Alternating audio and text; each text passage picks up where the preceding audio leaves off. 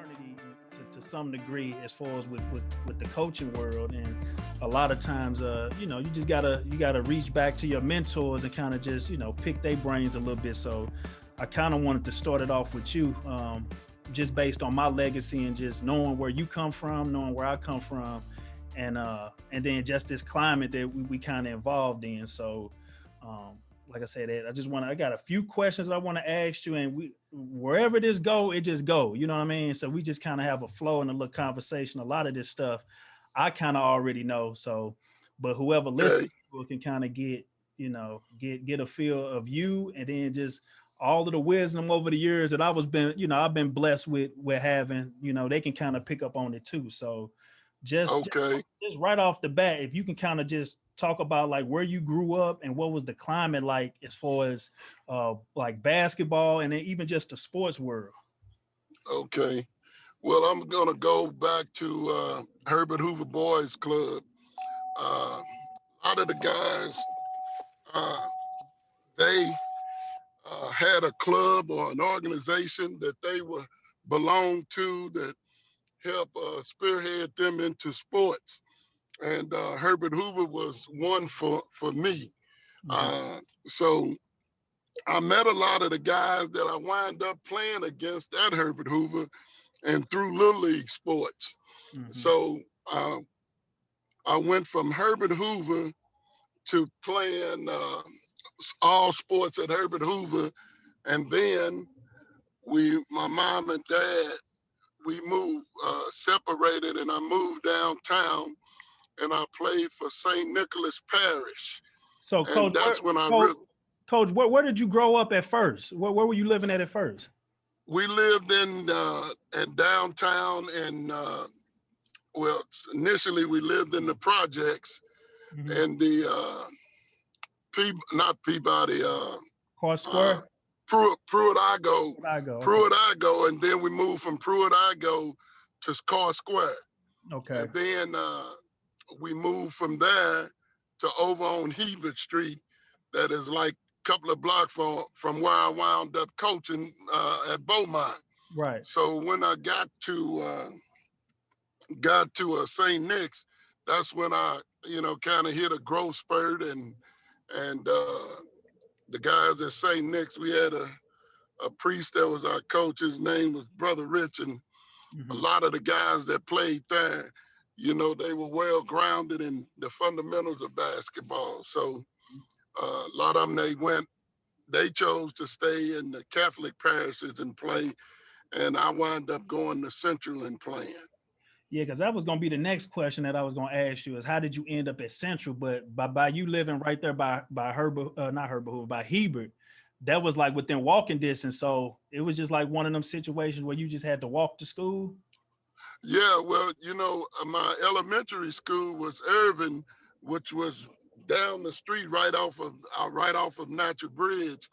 And Mhm. so that was in walking distance. And of course, Central was because I lived right around the corner from Central. And Mhm. back then, most of the guys, they stayed in their neighborhood schools. They went to the neighborhood school. They didn't try to go out and go to different places. They stayed and went to the neighborhood schools and wound up playing with the guys that they actually grew up in the neighborhood with. Right, right. And I think that's kind of like by me saying that we kind of cut from the same cloth, that was like my whole inspiration in deciding to go to Beaumont, just growing up, being right there in that neighborhood. And the guys that I played in the schoolyard with, it was no different than, saying that, hey, let me just go ahead and just play with them. We've been playing together for this long. School is right down the street. Let me just, play with these guys. So, but let's talk about Central just for a little bit. For the folks that don't know, kind of give a like overview of what Central was like back then, because I know a lot of folks that may be listening kind of think of the Visual and Performing Arts Central. Okay, well, initially, even before I got to Central, Central was an integrated school. So a lot of people from the neighborhood, we went to school with other white students. And I think Beaumont, they were kind of still integrated, but Central, we we had a lot. a lot of white students that we went to school with. Mm-hmm. And so that I thought that was a good thing because of the different cultures that we may have came from.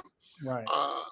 But when even before I got to Central, uh, I had never experienced being around Caucasian people, so Mm-hmm.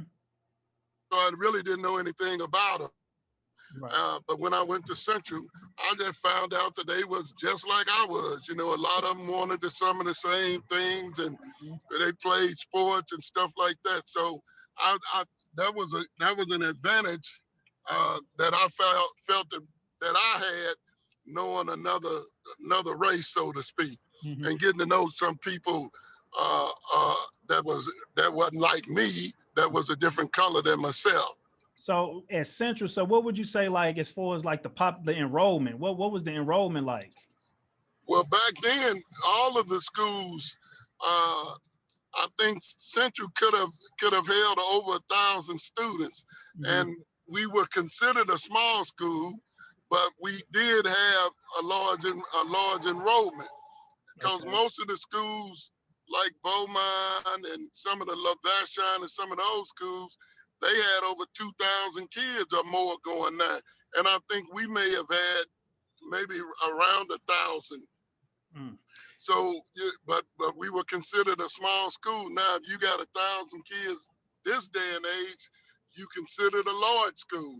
Right, right. Yeah. And I know, I know we just, not to jump off, jump off topic, we can kind of jump off and jump back on, but just seeing the fact that, they were just talking about the school closings of maybe four city schools, PHL schools, which is just kind of like, I feel for them because, Beaumont eventually, closed down, but, hearing that, a school like a Cornerhan or a Sumner, and I was surprised that they even said Sumner was one of those schools, but I could just imagine just how it looked back in the 70s, just probably, so much culture, so, so much just, learning and opportunities that it's unusual just to even think like certain schools would, not have the enrollment that it would have now. But yeah, so just piggybacking off of that, and this is something that when I was doing a little research on you, so back then you had the all PHL team, you had the all city team, and you had the all metro team.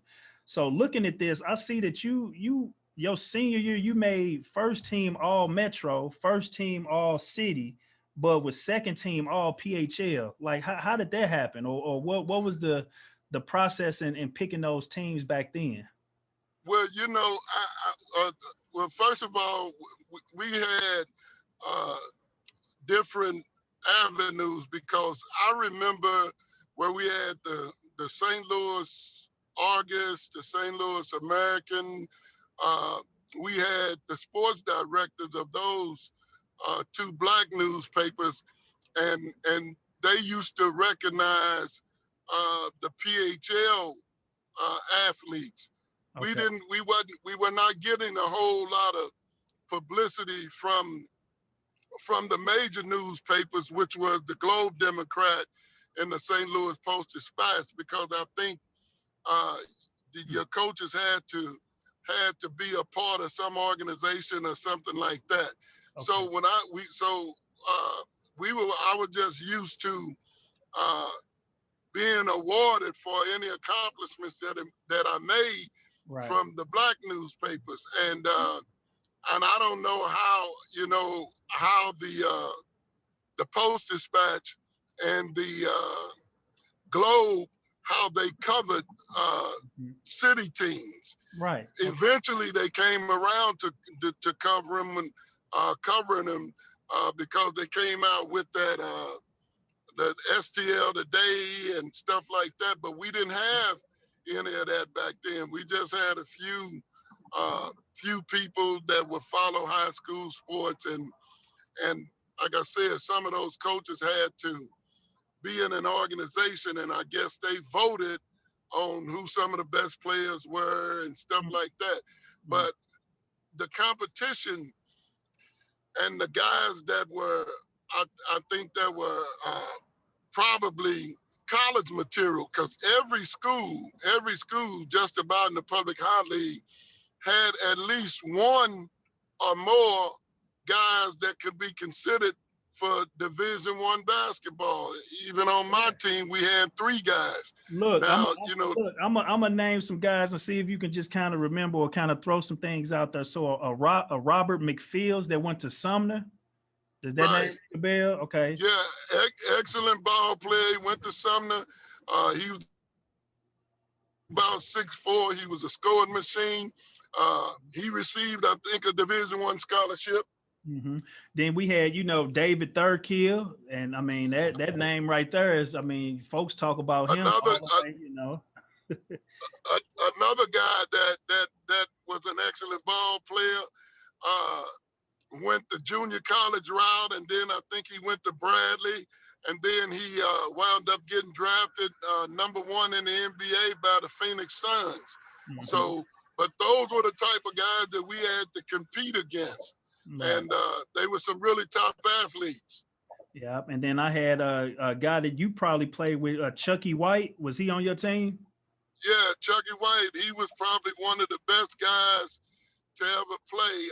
I had to guard the guy in practice all the time, and there was nothing that he couldn't do. He could jump, he could shoot, he could dribble, he could pass. Back in the day, we used to say triple threat, where you can dribble, pass, and shoot it, and he was a triple threat. Mm-hmm.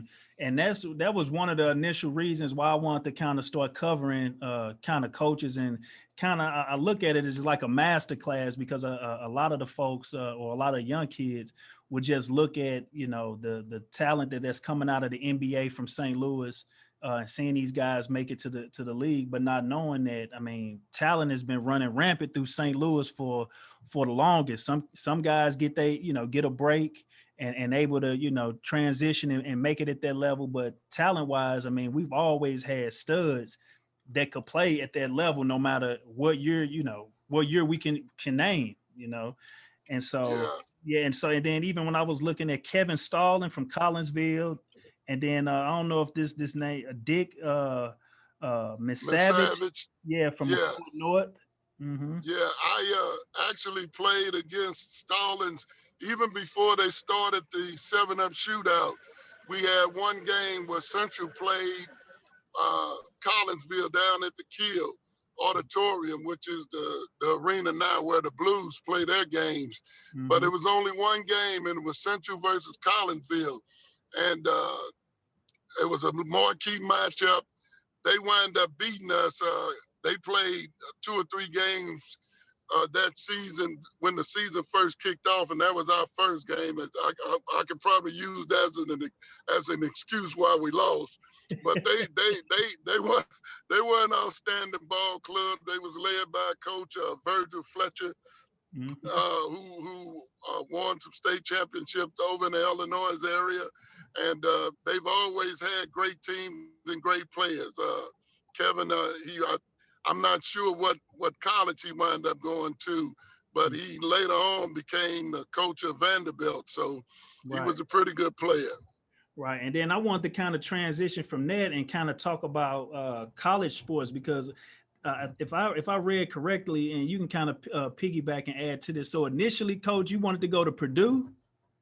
Yeah, initially I wanted to go to Purdue. Arthur McFadden, who was one of the top basketball players at Central prior to me going there, and that he wound up signing with Purdue, and the same guy that recruited him actually recruited me. Mm-hmm. And the head coach at that time at Purdue, his name was Freddie Schaus, and Freddie Schaus used to coach the Los Angeles Lakers. Okay. But McFadden broke his wrist, and it never did heal right. So he wound up leaving Purdue. And the coach, Freddie Schaus, he wound up retiring. And the coach that recruited me and McFadden, he was actually from St. Louis. His name was George Faber. He played at Lindbergh. He was one of the top players that ever come out of Lindbergh High School. Okay. And he called me, and he had told me, not to make any decision because he was going to apply for the job. So I didn't. I waited, and he didn't get the job. And when he didn't get the job, he got out of coaching totally. So then I opened up my recruiting again and started taking more visits, and wind up taking a visit down to Oxford, Mississippi, to Ole Miss, Mm-hmm. and went down there, and I liked the ball players. It was real nice and serene and peaceful and quiet, because I lived in the city all my life, so I was used to the hustle and the bustle of the city. But being Right. in the country, it was just nice and peaceful and quiet. So I decided to go there. Mm-hmm.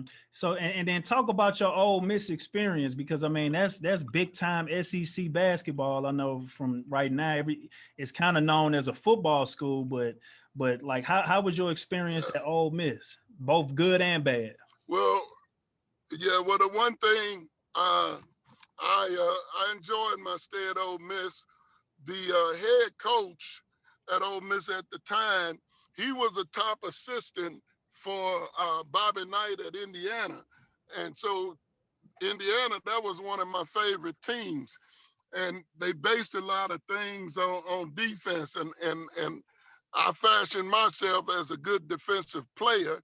So when I went there, it was an eye opener for me, because, like you said, the basketball was second fiddle to football. Right. But we played in one of the top conferences, because we played, Kentucky was in that conference in the SEC, and they've always been a perennial power. And they have won a lot of championships under Joe B. Hall, and of course, Adolph Rumpf, he was the coach there, so they won some championships under him. So I got to compete against some of the best athletes, and actually future pros, because at that level in the SEC, you had guys that was going pro, probably from each team in the SEC. I was looking at something the other day, and looking at some old rosters, and they would put up there the roster up there, and then they would put the little NBA insignia by the names of the guys that actually made it to the NBA.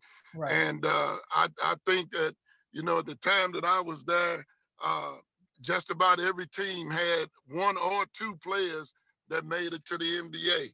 But our coach, anybody that knows anything about basketball and followed Indiana, they know Bobby Knight was one of those coaches that was real passionate about basketball, so passionate that it got him into trouble sometimes. Right. And our coach was a kind of splitting image of him. He wanted to kind of be like Bobby Knight, but I didn't want to play, for a coach like that. That I knew I've had success playing for coaches that I admired as a coach and as a person. Right. And you didn't have to change colors or change your way because you were a coach. I love my coach when I played Little League, Coach Brother Rich, and I love my coach, Coach Gant. So I would do anything for them, and hopefully that we had some success, because we love the game of basketball. Basketball is like a brotherhood to me. Right. And so you remember your coaches, you remember your players, and but there, at Ole Miss, he kind of did some things that I didn't quite agree with, and so I chose to part ways there. So I wound up transferring. Yeah, because I think a lot of times that what we tell kids, even at this level, like, when you in high school, when you in little league, you have coaches that genuinely care about you no matter what, and Right. when you look at going to the next level in college, as much as they care about you, a lot of times, I mean, it's a business, and it's at the highest level. So it's hard to, to kind of wear your emotions on the sleeve and look for something. Some of us can kind of take some things from our coaches, but like what you said, the best coaches are able to create a good atmosphere, and then you can respect them as a man and a person outside of the sport and outside of basketball. So, and then let's talk about your time at UMSL. So how did you enjoy your time at UMSL, and talk about some of the teammates that that you played with while you were there? Well, and when I transferred from UMSU, I knew that was going from Division I to a Division II, and so the players a lot of the players, they were pretty good players, and we had a pretty good coach. I actually had two coaches at UMSU, Tom Borto and then Rich McPherson, which were two great coaches. But it's a different Division II and Division I is a total difference because you're getting players uh, at Division I that eventually you're going to see them in the league. Right. Division II, probably after their 4 years is up, they'll get into other things, coaching or something like that. So, but they, not to say that the talent level was really bad, because a lot of those guys, some of those guys, did get offers and they went and played professionally overseas and stuff like that. Mhm. What I think with the advent of the the those teams that play in the summer, what do you call those teams, Bryan? What I not never is it the AAU teams or the Yeah, the AAU. When okay. that came on the scene, that was something that I really didn't agree with, because you had guys, if you played for a high school coach, then you came in as a freshman, and the high school coach helped develop you. Right. And when you were developed, these AAU coaches will come in and they'll have you for the summer, and they'll try to take credit for what the high school coach did with the guys. Right. So when you so they'll see it, they'll see the kid playing for, say, Central, Mhm. and they'll see the kid, and then they'll ask the kid to come and play for them during the summer. But Mhm. I didn't see a lot of development during the summer, because I felt that those AAU teams were just glorified all-star teams. So I don't know how Right. much the kids were actually being taught.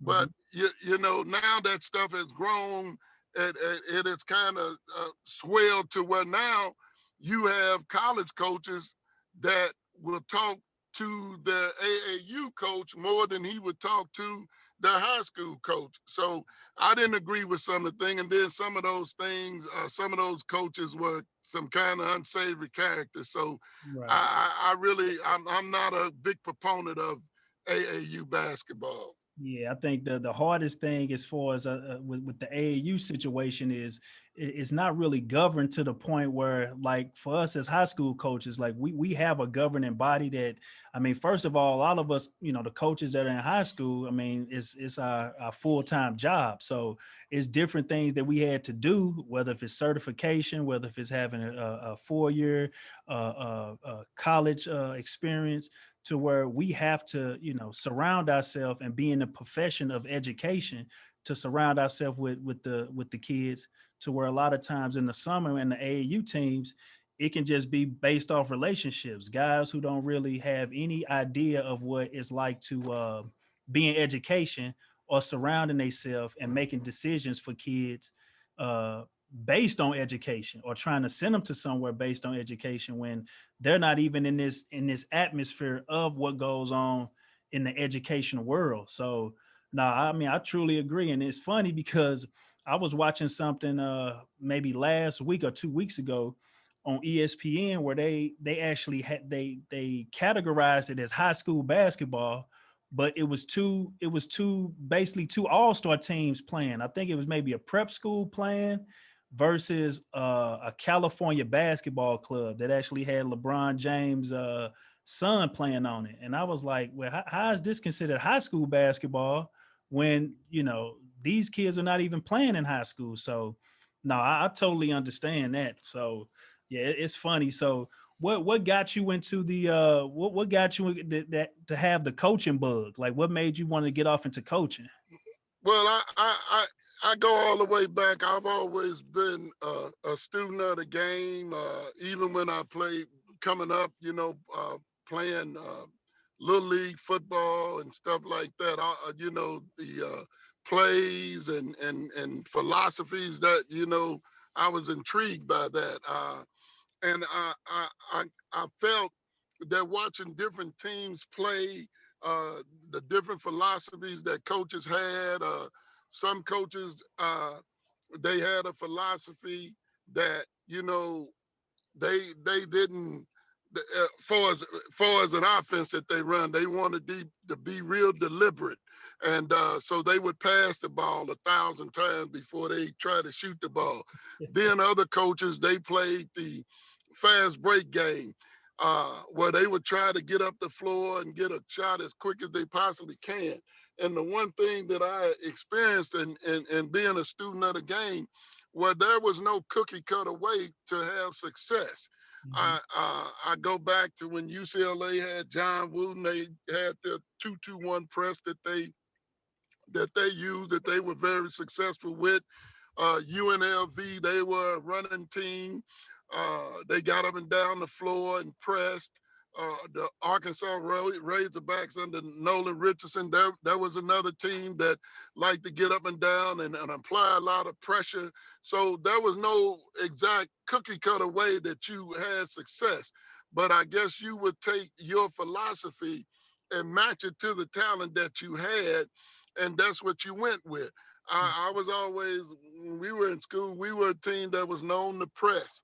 And we knew that if we pressed teams, that we would keep them off balance. And so that was one thing that teams knew that we were going to do. And we had a lot of success. At Central, they had success before I got there, uh, while I was there, and even after I was there, because Pee Wee Leonard, he was behind us, and his teams, they were a fast breaking team, and they scored a lot of points. As a matter of fact, I think they led the nation in scoring in 2 years. But my teams, we were so big, we could run sets, or we can fast break up and down the floor. We had guys that was 6'6" and 6'7" that was sitting on the bench that got scholarships because of the number of guys, the talented guys we had on our team. Right. So I once I knew that I wasn't going to get to the NBA, I said, well, I might as well try to get into coaching at some form. Mm. And so it was nothing that I wanted to do more than get back here, get my degree, and get in coaching as soon as I possibly could. Right. And so, I started following high school basketball probably like around, want to say maybe like 90, 92. And so can you talk about the Roosevelt teams that you coached? And I think the 92 team ended up winning the PHL. I wound up getting a Roosevelt job because my coach Gant, he got suspended. And so at that time, Marvin Niels was actually one of the assistant principals at Roosevelt. But the principal at the time at Roosevelt, his name was Ivory Lofton, and he came and he offered the position to me. And so after I conferred with Gant, he told me, what better person than you, because you've been around the program. So I took over for him. And after I took over him, I kind of implemented my own philosophy of how we were going to play and the Mm-hmm. type of schools that we were going to be playing against. Because I felt that if you were in the program, you came in as a freshman, not that, and in this day and age, you have guys coming in now that are freshmen that have more experience than some guys that are probably on the team at the time. They have more experience because they play more basketball because of their AAU experience. Right. So, but I used to always tell guys, if you come to a program, and it happened at Roosevelt as well as Beaumont, I say, if you able to sustain and have some success coming in as a young guy, that one thing that I worried about is if you were physically able to compete against older guys and stronger guys. Because if you come in as a freshman, you should be no more than 15 or 16 years old. But at the varsity level, you may be going up against somebody that's getting ready to enter manhood. They 17, Right. 18, some in some cases 19. So, but their experience, if they played a lot of basketball and you came in and you come into the program, I told them, look, if you never miss any of your development, and what I mean by not missing is that you come and if you playing on the B team, you every game that the B team played, you played in it. And so you develop your skills at the B team level.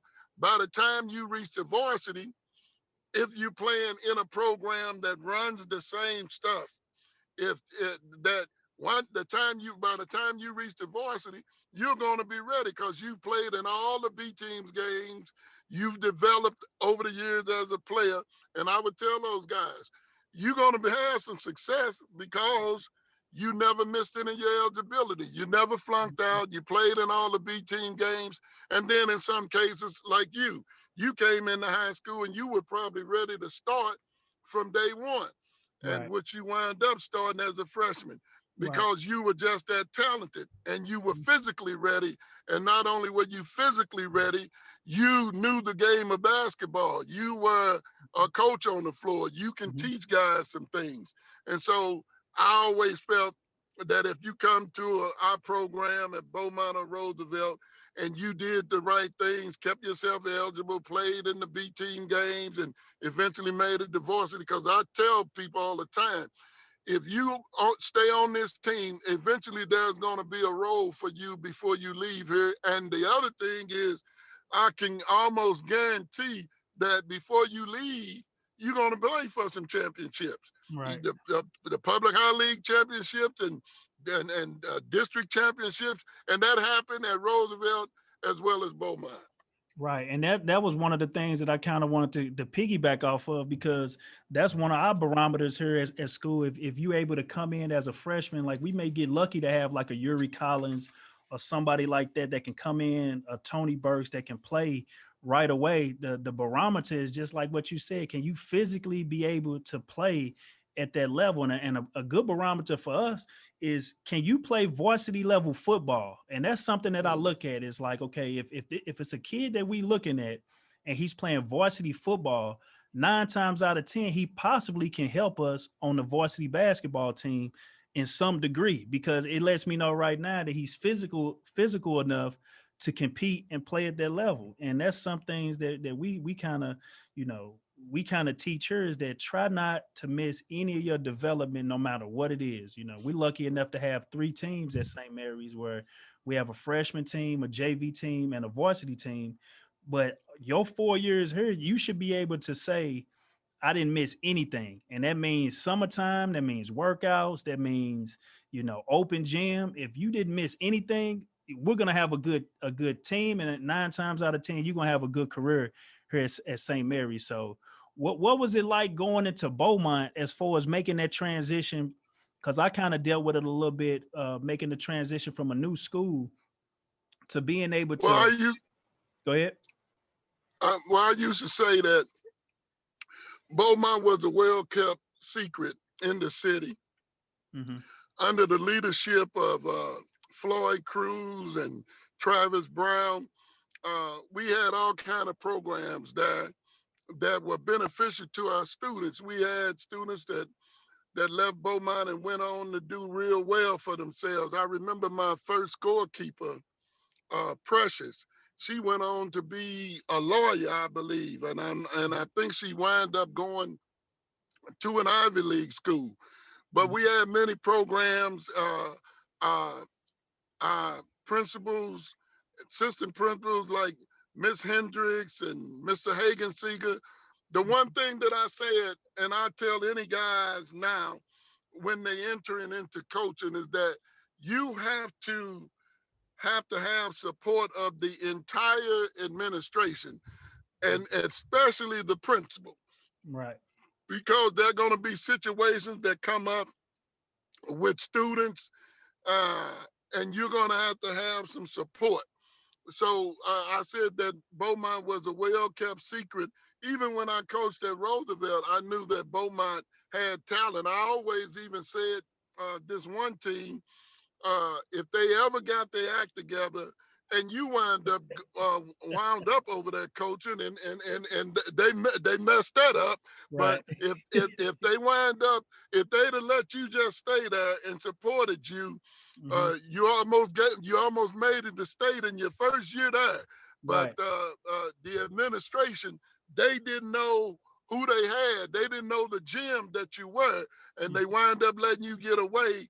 And once St. Mary's understood what they had, so you landed on your feet. Right. But Beaumont was a blessing in disguise to me, and it almost didn't come to fruition, because actually I was going to go over to Sumner and coach, and they kept messing around. I didn't get the interview that I was promised, and so I wound up going over to Beaumont and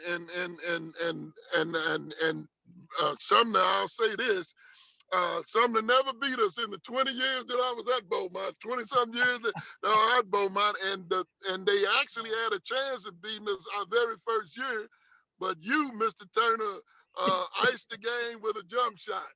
Oh man, So hit a shot at yeah, the see, buzzer, and I tell that's people all the right. time that woke me up. That kind of started my whole little legacy right there.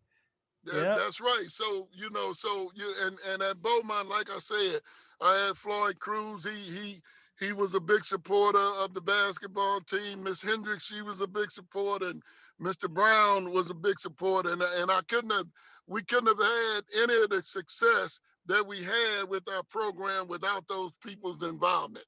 Hmm. Yeah, and just for the folks listening, whoever may pick up on this, coach, if you could just a few more questions. If you could just kind of add to just the coaching aspect of how do you kind of like get yourself in the mind frame of keeping a positive attitude through wins and through losses, because I know a lot of times for folks that don't understand how coaching is, it's hard for us to sleep off certain losses, and it's like we got to look at film. We're constantly replaying plays back in our head. So kind of talk to that as far as how do you kind of keep a positive attitude through wins and losses. Well, one thing, when I was in high school, we didn't lose too much. As a matter of fact, I think like we had a little bitty small gym where we used to get teams in that gym, and we will annihilate those teams. We would beat them because we spared no prisoners when it came to playing. And when I got to college, I learned more about how to prepare, and really have a thorough scouting report on each and every team and all of the players and stuff like that. Hmm. So when you've done all that you can do, and you go out and you put your best foot forward, you're going to win some, you're going to lose some, but Hmm. you have to have confidence in what you're teaching, and you have to have confidence in the process that you go through with your kids. Hmm. And if you have confidence in what you're teaching and in your philosophy, then you're going to be fine. You're most definitely going to win more than you lose. Hmm. I had a philosophy. I didn't care who we played, where we played. If you did what you were taught and did your job, we were going to be fine. So we never shied away from anybody. We Hmm. played the CBCs, the Chaminades, the Collinsvilles. If you wanted to play, all I needed to know was there was going to be a bucket at both ends of the floor. And so we'll take our shot.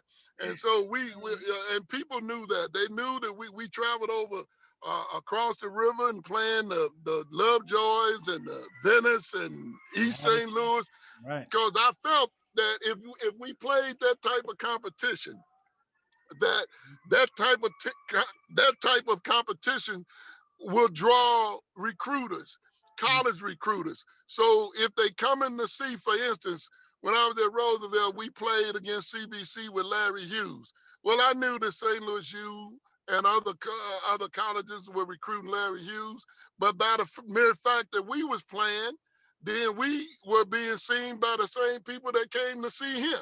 So Right. all you had to do was show up and show out. Right. And what happened when we played them, I remember Charlie Spoonhour coming to me after the game, and asking me about one of my guards, even though he was there to see Larry Hughes. He asked me about one of my players. And so that's why it was a method to our madness. And I felt that we, on any given day, we were just as good as anybody else that played basketball in the high school in the state of Missouri and in the United States, because we played teams from all over. You know, of course, when we were in the Normandy tournament, they had teams from the Bahamas and all over the place. And we played those teams and defeated those teams as well. So it wasn't a team that we were intimidated by. We felt that we had a philosophy, we had a system, and people liked what we did. They liked to come and see us play. They liked to come and see Crossover Turner do his crossover. Oh man, oh man, I appreciate it, Coach. So in closing, what is a retired life? What is it like right now? What are you up to? Well, I tell you, what are you doing? You know, I've gotten a lot of people have asked me to come out and do this and do. Actually, the year I retired, I actually got 2 or 3 offers to come out of retirement and stuff like that. But man, once I got to staying at home and not having to punch a clock and nothing traveling, like that, you did some like, traveling too. Traveling. Yeah, I said, man, this is one of the best things God has ever came up with. You know, and we've been very blessed, man.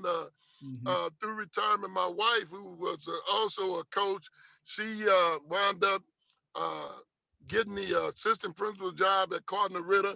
So I kind of follow their teams and stuff like that now. And so, and then of course I come and support you and Tori and Rip and any of the guys that play for me that's coaching, because I feel like a proud papa when I can come to the game and see you guys out there coaching. You're doing your own thing. You're not necessarily doing it the way I did it, because I always told you, you went to school and you played under coaches and you come up with your own philosophy. I know there's some things in high school that we did that you probably use now, because I can see it when I come and watch your teams play, and each and every one of those guys, you can tell that when they played at Beaumont by some of the things that they do. But I've encouraged them, look, don't try to be like Coach Hamilton. You be like Coach Turner. You build your own philosophy. And as long as your kids understand your philosophy and don't take no prisoners. I know now, this day and age, especially with this AAU stuff, you got coaches in the players' ear and the parents in the ear. But one thing that I used to say, you don't play for your mom or your dad.